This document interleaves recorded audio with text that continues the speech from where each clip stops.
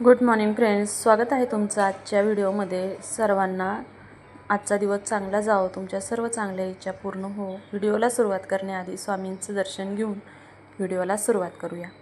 तर चला, आजची देवपूजा झाली होती आणि घरातली सर्व कामं आवरून घेतली। त्यानंतर एक साडी अर्जंट द्यायची होती, जिला पिको फॉल करायचा आणि ब्लाऊज शिवायचा होता।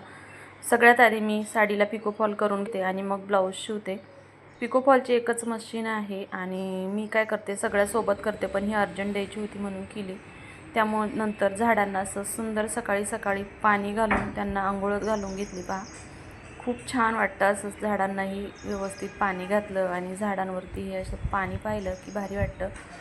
उन्हाळ्याचे दिवस आहे, झाडंही खूप सुकलेले आहेत। त्यातली त्यात हा मनी प्लांट आणि हे जे जेड प्लांट आहे हे व्यवस्थित आहे, बाकी सगळी झाडं सुकलेली आहेत। कुठल्याही झाडाला कळीसुद्धा येत नाही आणि आली तर ती जळून जाते, एवढं तीव्र ऊन आहे। इकडे हे झेंडूची झाडं, तुळशी यांना सगळ्यांना मी पाणी घालून घेतलं आणि इकडं हे आंब्याचं झाड पहा, आता आंबे थोडेसे पिकायला लागले होते, थोडासा पिवळसर कलर त्यांना यायला लागलेला। आता शक्यतो हे आंबे काढले जातील।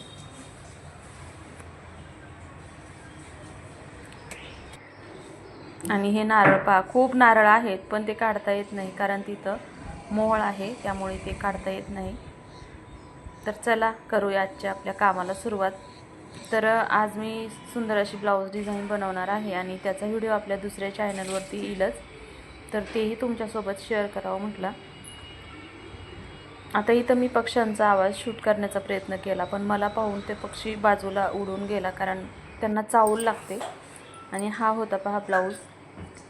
हा ब्लाऊज मी रात्री शिवून पूर्ण केला आणि हा प्रिन्सेस कट ब्लाऊज होता, मापाला दिलेला, पहिल्यांदाच नवीन, आता इकडे शिफ्ट झालो, पहिलाच कस्टमरचा होता, म्हणजे नवीन कस्टमरचा होता, पहिला नाही। इकडे आल्यापासून खूप सारे कस्टमर वाढले आपले। आणि हाही एका लेडीजचा ब्लाऊज होता, त्या म्हटल्या आधी एक शिवून द्या, दुसरा एक पैठणीवरचा शिवायचा होता, म्हणजे त्यांनी दोन्ही सोबत दिले, पण मीच म्हटलं पहिल्यांदा एक शिवून पाहावं, हा परफेक्ट बसला तर मग पैठणीचा कट करायला।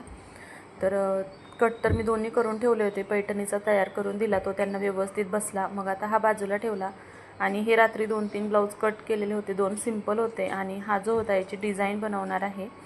आणि हे जे आहे पानाचा आकार, हे जे कॉटन साडी आहे आणि याची मी स्लीव्ज डिझाईन बनवणार आहे, म्हणून हा पार्ट मी वेगळा कट करून ठेवलेला आहे आणि हे तुमच्यासोबत मी नक्की शेअर करेल। आणि जसं की मी तुम्हाला म्हटलं, उन्हामुळे झाडं खूप सारी खराब झाली। आता हे बांबू प्लांटचंच घ्या, ते सुद्धा पिवळं पडायला लागलं, त्यातले 2 बांबू खाली पिवळे पडायला लागलेले, ते मी इकडं कुंडीमध्ये लावून दिले, म्हणजे खाली बांबू पिवळे झालेले, वरती पानं हिरवी होती। आणि हे झाड पहा, खूप छान होत चाललेलं आहे।